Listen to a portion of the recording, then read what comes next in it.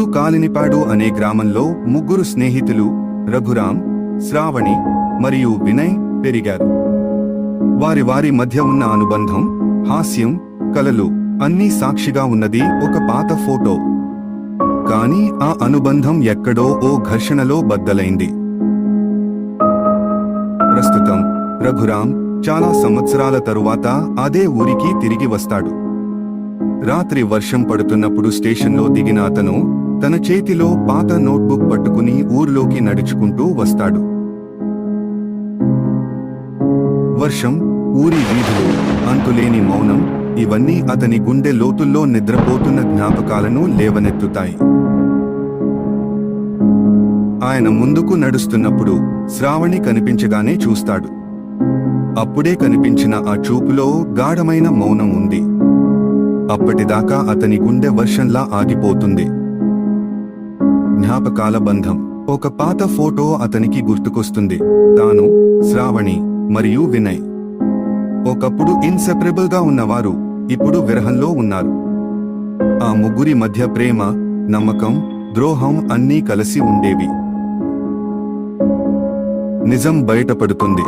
బావి దగ్గర శ్రావణితో ఘర్షణ జరుగుతుంది. ఆమె అడుగుతుంది, నువ్వు ఎందుకు తిరిగి వచ్చావు? రఘురాం చెబుతాడు, నేను ఎవరిని నిలబెట్టుకోవాలని చూస్తున్నానో అదే నన్ను తిరిగి తెచ్చింది. ఆ మాటల వెనక అసలైన బాధ ఉంది. ఎందుకంటే వినయ్ ఇక లేడనే నిజం ఉంది. గాయాల గుర్తులు. శ్రావణి తన చేతిని చూపిస్తుంది. అక్కడ ఒక మచ్చ ఉంటుంది. అది గతంలో జరిగిన ప్రమాదం లేదా ద్రోహం గుర్తు కావచ్చు. ఆ మచ్చ రఘురాం మనసు చీల్చుతుంది. అప్పుడు తెలుస్తుంది, ఆమె బాధ అతని వల్లే వచ్చిందేమో అన్న అపవాదంతో గడిపిన కాలం ఉందని. వినయ్ ఏమయ్యాడు? ఫ్లాష్ బ్యాక్ లో తెలుస్తుంది. ఒకసారి ముగ్గురిలో అసంతృప్తి వచ్చి ద్రోహం జరిగింది. వినయ్ రఘురాం మీద అనుమానం పెంచుకుని విభేదించాడు. ఆ సమయంలో జరిగిన ఘర్షణలో వినయ్ ఒక ప్రమాదంలో చనిపోతాడు. ఇది రఘురాం మీద మచ్చగా మిగిలింది.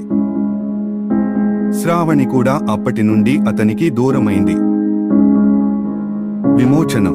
రఘురాం తిరిగి రావడం ఎటువంటి వివరణ ఇవ్వడానికో కాదు, తనకు ఓ విమోచన కావాలి.